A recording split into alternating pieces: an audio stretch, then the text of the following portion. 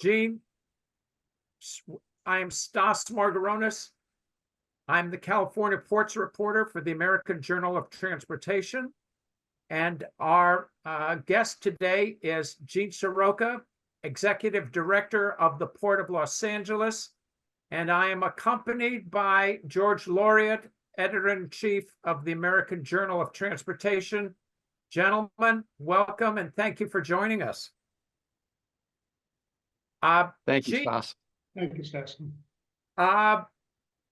Last week, President Biden announced a major cybersecurity initiative, somewhat to the surprise of some maritime stakeholders.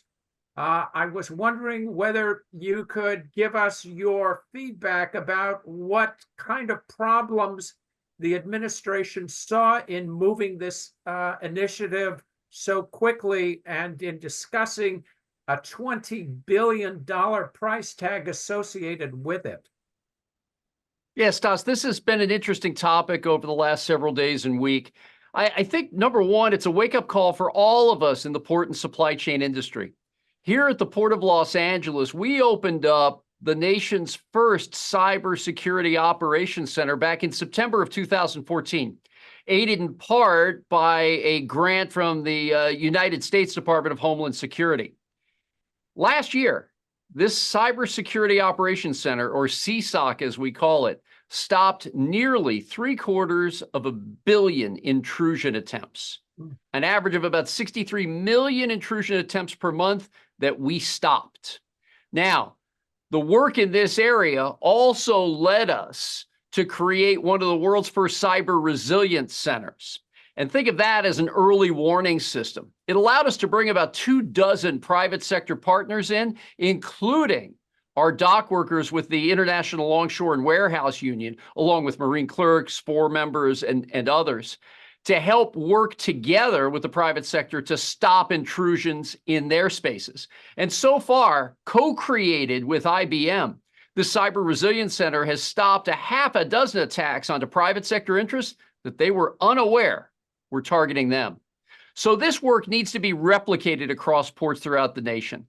And what we're seeing so far from our CSOC and from the CRC is we see the IP addresses, we see chatter on social media, we can even get into the dark web and see if there's anything sinister happening there. We've got to stay steps ahead of the bad guys, and replicating or creating systems in our port network across the country is the #1 goal here. We've been talking to the administration about this for a number of years now, and it was great to see that their interest has peaked, and in addition, trying to bring more manufacturing jobs here to the United States in the areas of cargo handling equipment and the large hammerhead or shoreside cranes that we employ at our ports across the nation. Okay. Gene, one of the issues that got raised was the issue of 200 ZPMC cranes built by the Chinese manufacturer based in Shanghai. As you're aware, there have been criticisms for several years that the container cranes from China posed a hacking threat to our port operations. Those allegations were never taken very seriously, but all of a sudden they seem to be getting taken a lot more seriously. Can you give us any insights into how the cranes have gotten into the hacking interest of our government? Well, I'll leave that to the intelligence community, but here on the ground, out of the 81 shoreside cranes that we have at the Port of Los Angeles, which are all owned and operated by our terminal operating tenants, there are 39 ZPMC cranes. And in an initiative like this, or with chassis, containers, or other important supply chain assets, being able to diversify sourcing and bringing manufacturing jobs here to the United States are on the table right now. And I think the investment, similar to what we've done with the Infrastructure Investment and Jobs Act, the Inflation Reduction Act, and last year's budget authored by the California legislature and Governor Gavin Newsom, all say that at these levels of government, we want to invest in our supply chain. And those government investments, federal, state, local level, give confidence to the private sector to follow them. So I think there's some good work ahead of us in this area and making sure that our supply chains are world-class. Okay. Gene, are there concerns that you have heard about the presence of these cranes posing a hacking or acting as a listening post? Has that shown up on your radar screen at all? Well, safe to say that the cranes collect data, there's analysis that goes along with it. But like so many of today's assets, whether it's our connected cars, our mobile devices, and the equipment that's being used at ports, there is a vulnerability. And that's why we've got to shore up our lines of communication, protect that data like we protect our infrastructure, and make sure we limit any type of accessibility by unauthorized users. So that's the emphasis that we're working on here. Okay. Gene, at the Port of Rotterdam, I talked to one of their cyber experts last year, and they tell me that the EU is in the process or may even have enacted legislation that requires companies at a certain level to have cybersecurity plans in place within the companies. Are we going to be moving to that sort of regime at some time soon? I haven't seen any designs on that yet, but again, any type of work that we can do to nationalize a port security program along the lines of cyber protection would be welcome news to us here in Los Angeles. And if there are anyone that wants to visit our facilities or learn from what we have gained from a knowledge perspective, we'd be more than willing to share that that last 7-8 years worth of work that we've done to get us to this point. Okay.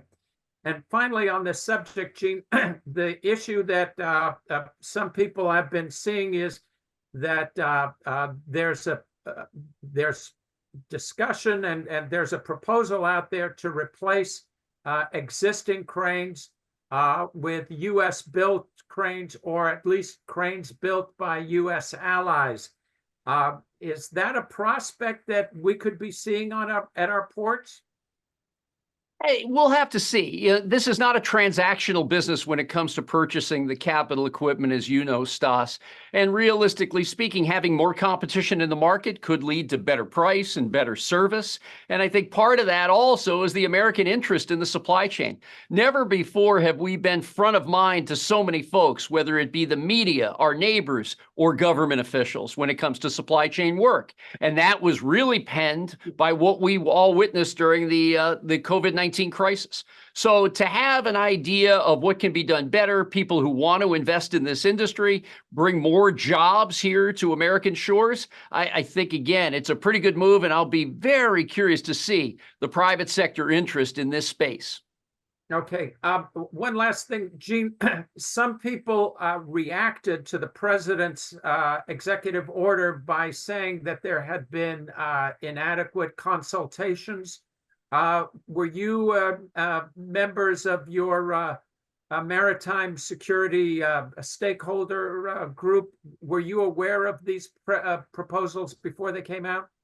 Oh, sure. We're in dialogue with federal officials on a daily basis and sitting on several FACA committees back in Washington on a volunteer basis. These are discussions that routinely take place so policymakers, legislators, and appointed officials can get a real understanding of what we face in the supply chain, what makes the economy move, what creates jobs, and what's protective of those American interests. So it's been a lot of work over a long period of time that has been now met with some more interest to see who can get involved and who can invest with us. So this was not a surprise to you? No, not at all. Okay, thank you. George, do you have any questions on this front? Not on cyber. Okay. Gene, you just returned from a trip to India, Indonesia, and Vietnam as well? Yes, that's correct. And we had talked, and actually we had some dialogue with you about the role of China and the fact that the market for China with the port has gone down slightly, I believe something from 56 to 53% or something on that order. You had said at the time that you continue to see China as being a major market for the port. But now in 2024, we're looking at the prospect of both the Suez and the Panama Canals being problematic. You were out in India and in Indonesia. Let me start by asking, are we going to see an increase in volume from these regions with our West Coast ports and with the Port of Los Angeles? Yeah, short answer is yes, Stas, and for a variety of reasons. I think number one, we've got a long-term dock workers contract in place now between the ILWU and the Pacific Maritime Association, 5 years remaining on that pact. And that's given a good boost in confidence level to our import and export community. Secondly, as you rightly say, there are grave concerns around safety and security in the Red Sea, limiting the transverse of cargo ships, bulkers, tankers going through the Suez Canal, and the unfortunate drought situation in Panama, limiting the crossings there as well. I think the crossings through the Panama Canal are down nearly 25% year to date.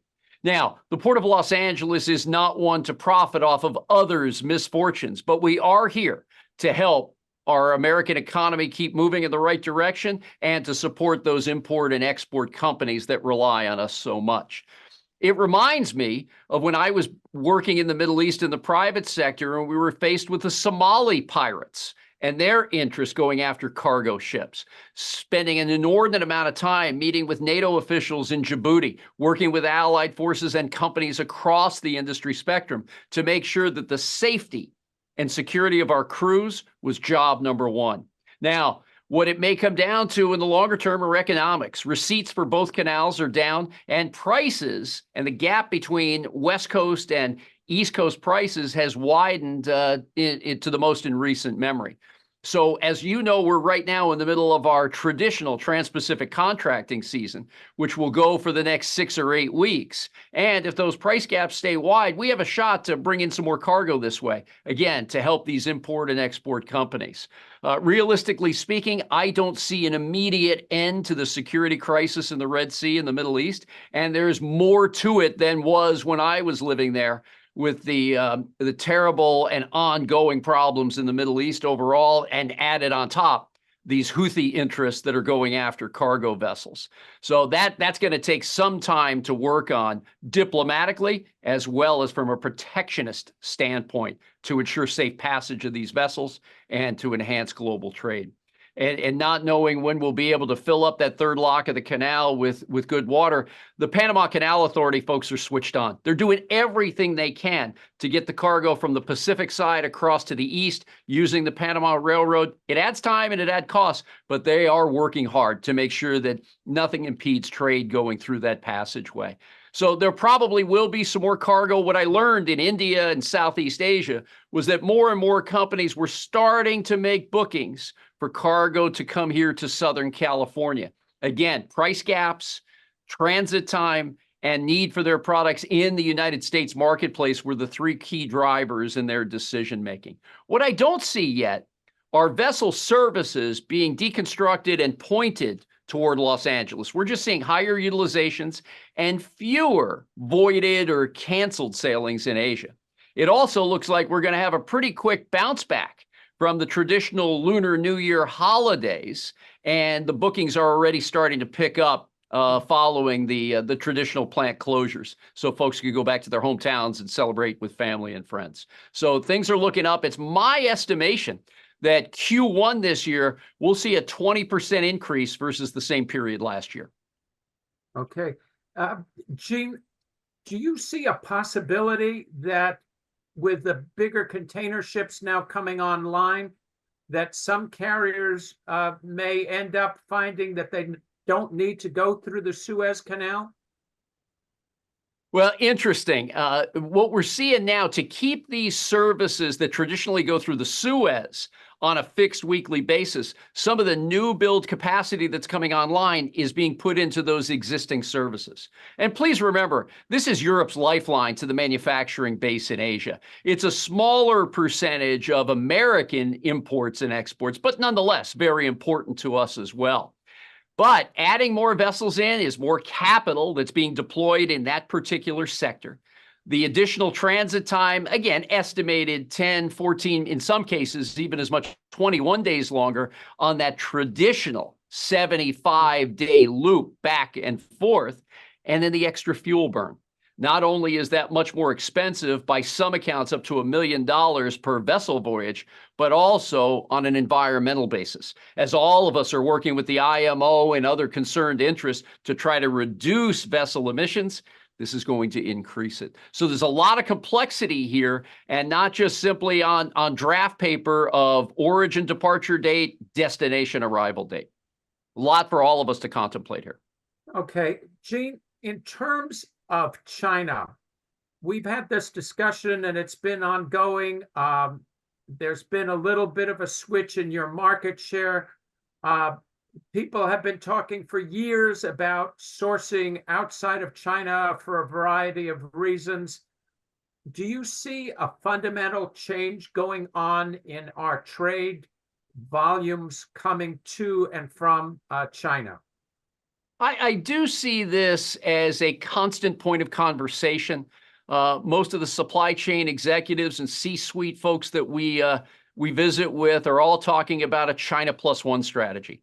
And it reminds me, going back about more than 20 years living in China, when SARS hit the shores of the PRC. And many folks at that time who were really sole sourcing out of China decided, hey, I've got to have a backup plan. I've got to diversify my sourcing.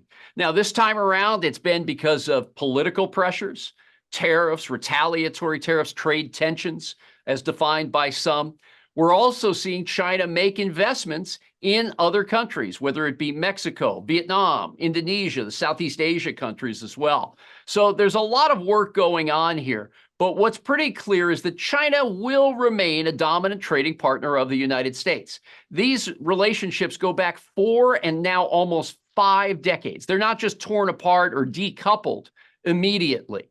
What we will see is China probably going from that high water mark in 2022 that you referenced down just fractionally in 2023. It may settle in the mid 40% range as far as the overall trade here at the Port of Los Angeles before everything is said and done, but still very far ahead of the second largest trading partner in this particular case. So, but more and more challenges ahead. China will have to sharpen its work with the United States. We count on them, and there's no reason that the two largest economies in the world can't trade together, but there's a lot to get from here to there. Okay. George, did you have a question? Yes, on the case of India in particular, they are looking to be the second largest economy in the world. That's their, that's what they're aspiring to. Do you see India being a bigger contributor to West Coast cargoes in the near future?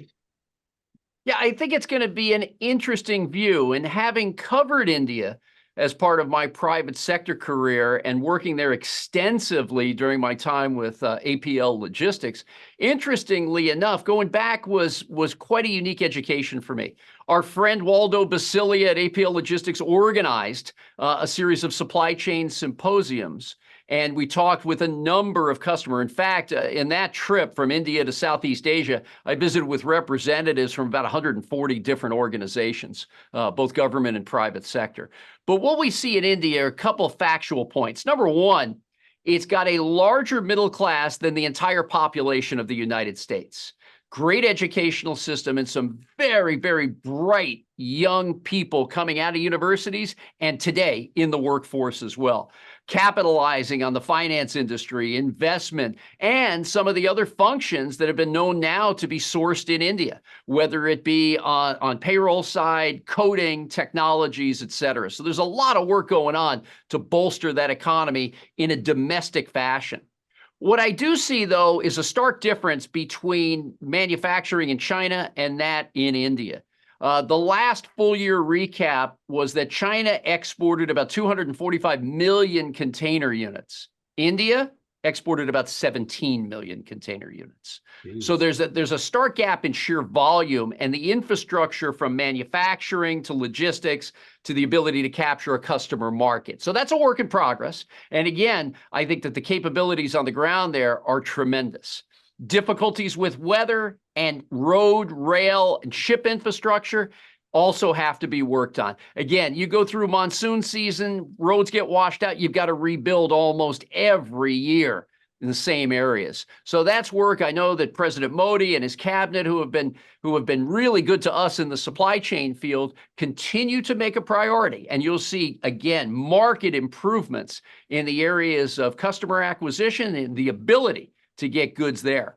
We also want to trade more with India from our perspective and working on policy issues. As I know, the former Los Angeles mayor and current United States ambassador to India, Eric Garcetti, continues to talk with officials on there as well. So we'll see an upward tick in business, but it'll take a while to be on the same platform, at least in the international shipping space, as compared to China. It does remind me quite a bit of working in China in the 70s, actually. That's it has you can see the potential, but it hasn't been realized. On your trip to Indonesia, though, that's an interesting place as well. What did you come away from Indonesia? I mean, what were your feelings after leaving Indonesia? Having lived there and kept up with some very close friends in the business community over these years, what I found is that continued opportunity to do even more on the international stage. We had meetings with well-known global brands as well as Indonesia-based companies and government officials in the transportation and maritime sectors. Looking at that archipelago, which spans a wider distance than the United States continent, is also interesting when it comes to trade. The multimodal concepts that we've come to know and enjoy here in the United States look very different in an archipelago setting. A lot of water-to-water, ship-to-ship transport, and the capabilities of building manufacturing around those port hubs is central to this current administration under Joko Widodo. But what we also see is that they're hungry for foreign direct investment. And while that continues to be a very high priority for the administration, more and more work is being done in that area. So the capabilities, the human resource power, the know-how of international trade is all right there. I see growth continuing and a strong Indonesia economy in the future. I have a question about Vietnam, Gene. Do you see similar development going on there?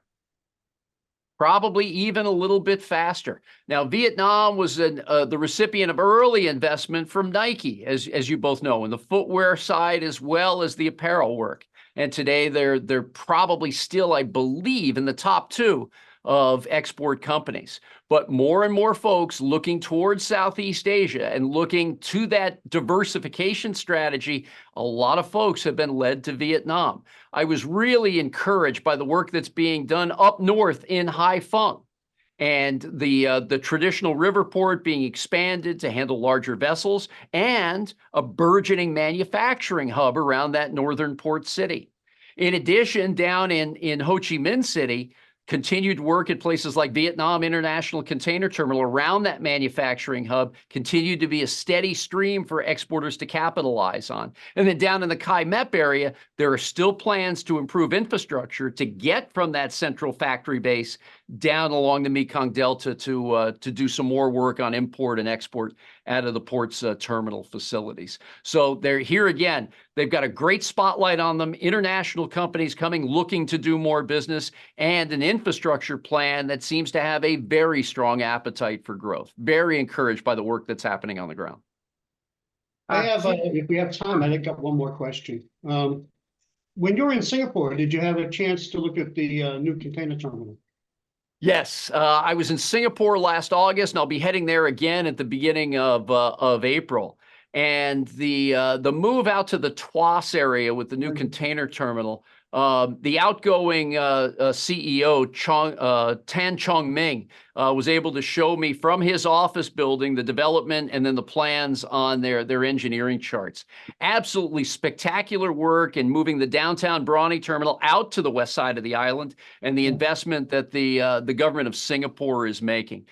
Dreams of very large capacity, accentuating the positive of being the world's transit hub in Southeast Asia that Singapore has been so well known for over these past decades. So again, great work being done there. And having lived in Singapore as well, it's really heartening to see everybody continue to emphasize Singapore's role in this global supply chain. Some excellent work. Gene, one last question on your green shipping corridor. You've been very involved in developing and supporting the green shipping corridors. Since we last talked, there's been an expansion of those corridors. What's the progress being made, and where are we going to start seeing more transitions over to methanol and other zero emission like fuels like hydrogen and ammonia at some point? Yeah, I think we will, Stas. And I've been really, really happy with the interest displayed, not only by the ports throughout Asia who have joined us in the green shipping corridor, as evidenced by no less than 7 MOUs, I believe we have in place now, memorandums of understanding, government-to-government work to solidify our entrance into this space, but also to the shipping lines that we work with every day. And their efforts now to expand, whether it's through early orders with the shipyards, dual fuel tank capabilities, and the work that's already being done. CMA CGM has been bringing LNG ships across the Pacific now for some time.